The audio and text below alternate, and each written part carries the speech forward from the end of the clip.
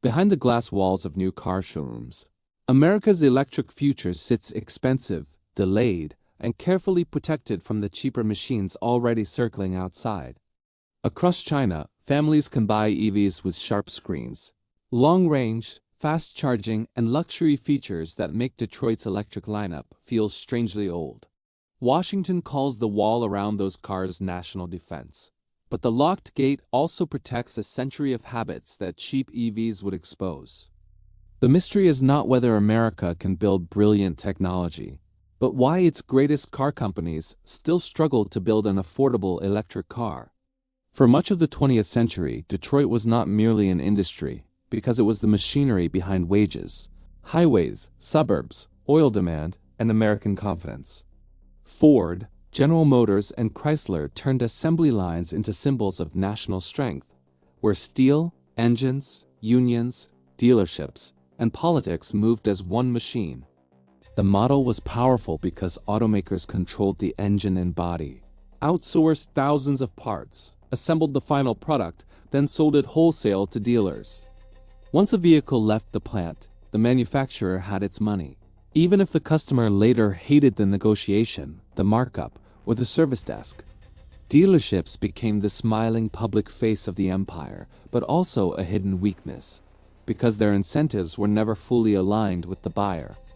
For gasoline cars, that structure made commercial sense, because engines were difficult, suppliers were specialized, and annual updates could still feel like meaningful progress.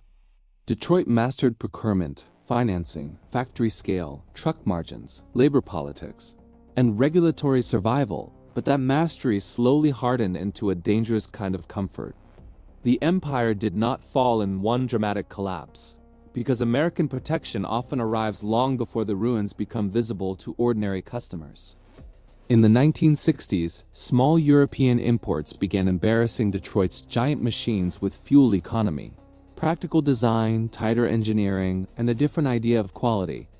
Washington answered part of that threat with the chicken tax, a 25% tariff on imported light trucks that survived its original trade dispute. That tariff helped preserve the pickup kingdom, and pickups became the profit fortress where American automakers could earn billions without facing full global pressure. Then Japanese automakers arrived with affordable, reliable, fuel-efficient cars, and the same fear returned under a different decade and a different flag. Import limits pushed Japanese companies to build inside the United States, where they proved American workers could produce cars Detroit had failed to match. That should have been a brutal lesson in humility, because competition was not destroying American manufacturing, but exposing what protected management had stopped improving. Instead, Detroit learned a more comfortable lesson, that when pressure became dangerous enough, political power could buy time, shelter, and patriotic language. That shelter mattered because trucks produced enormous profits. And those profits delayed harder questions about software, batteries, dealerships, factories, and the next industrial system. Electric vehicles turned those delayed questions into a crisis, because an EV's not a gasoline car with a large battery installed underneath. A gasoline car is a patchwork machine with supplier parts, scattered computers, miles of wiring, and components that often barely speak the same language. An electric car works more like a rolling software platform, where batteries, sensors, motors, charging, updates, data, and customer experience must operate together. That shift punished legacy automakers because their historic advantage was coordinating outside suppliers, not owning the digital nervous system inside the vehicle. Tesla learned the lesson through painful failure, after the early Roadster exposed how badly outsourced parts could collide inside a new electric architecture. When suppliers refused custom work, delivered weak components, or created bottlenecks, Tesla learned what Detroit avoided, which was that control had to move inward. The result was not just another automaker, but a vertically integrated machine built around batteries, software, stores, charging stations, data, and direct customer control.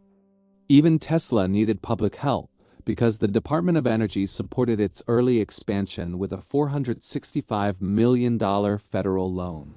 Ford received billions from the same advanced vehicle program, proving again that American auto success has never been separate from government favor and national strategy. But America treated AV policy like venture capital, offering incentives to private companies, then hoping the market would somehow build the entire ecosystem. China treated EVs differently, not as one product line, but as a national industrial campaign stretching from mines to chargers, batteries, software, and factories. Beginning in the late 2000s, Beijing used subsidies, tax breaks, public fleets, license plate privileges, and state-directed finance to force demand into existence. It also built charging infrastructure at a scale no private company could easily justify, because electric mobility was treated as public infrastructure, not dealer inventory. If you want more forgotten stories of American money, power, protection, and ruin, subscribe, because this channel follows the cracks behind the empire. The deeper advantage was not only inside the cars, but in the dirty industrial layers Western investors had spent decades outsourcing or dismissing. Mining, refining, battery chemistry, and component supply looked unattractive until they became the foundation of the most important vehicle transition in generations. China kept those layers close, absorbed ugly costs, funded battery makers, and built an ecosystem where companies could source critical parts locally and quickly. BYD and CATL did not become battery giants by accident, because they grew inside a system designed to make battery breakthroughs strategically valuable. That is why a cheap Chinese EV is not cheap only because labor costs less, or because one company decided to accept lower margins.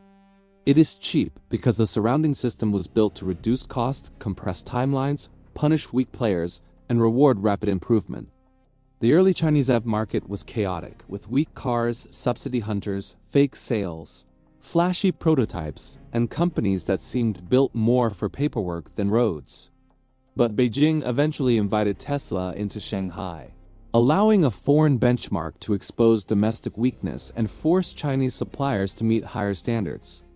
When the Shanghai-built Model 3 arrived with stronger technology at a competitive price, weak local players could no longer hide behind subsidies. The survivors had to improve, and the state-backed price war turned the domestic market into a brutal training ground for global competition. Detroit faced a different battlefield where union politics, dealer resistance, legacy factories, pension costs, and truck dependence all pulled against affordable electric cars. Dealers had little reason to love EVs because gasoline vehicles produced more maintenance, more service revenue, and more familiar opportunities for negotiation. Legacy factories were built around engines and transmissions, while EVs required fewer moving parts, different labor needs, and painful decisions about disappearing work. Politicians could not easily welcome that transition because auto jobs sit inside swing states. Union memory, family identity, and campaign promises.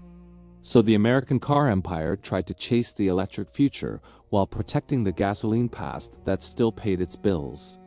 The result was expensive electric trucks, delayed models, uneven software, charging anxiety, dealer friction, and vehicles priced far beyond many ordinary households.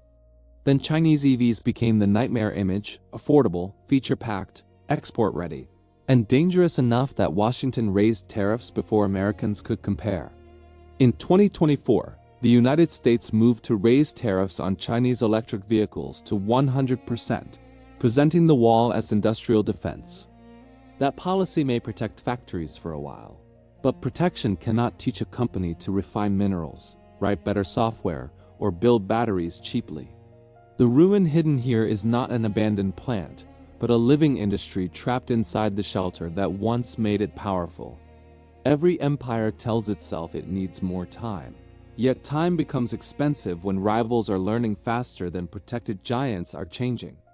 Detroit still has money, brands, engineers, workers, and political allies, but affordable EVs require an ecosystem, not another patriotic advertisement. The West struggles to build a cheap EV because the old machine was designed to protect margins, dealers, factories, and shareholders before the customer. China built the opposite pressure chamber, where the state laid the foundation, companies fought for survival, And consumers received the benefits of that war. Keep watching Fortunes and Ruins for more forgotten stories of American money, protected power, industrial decline, and collapse hiding behind familiar names. Because sometimes the ruin is not a silent factory, but a bright showroom full of expensive cars waiting behind walls built against a cheaper future.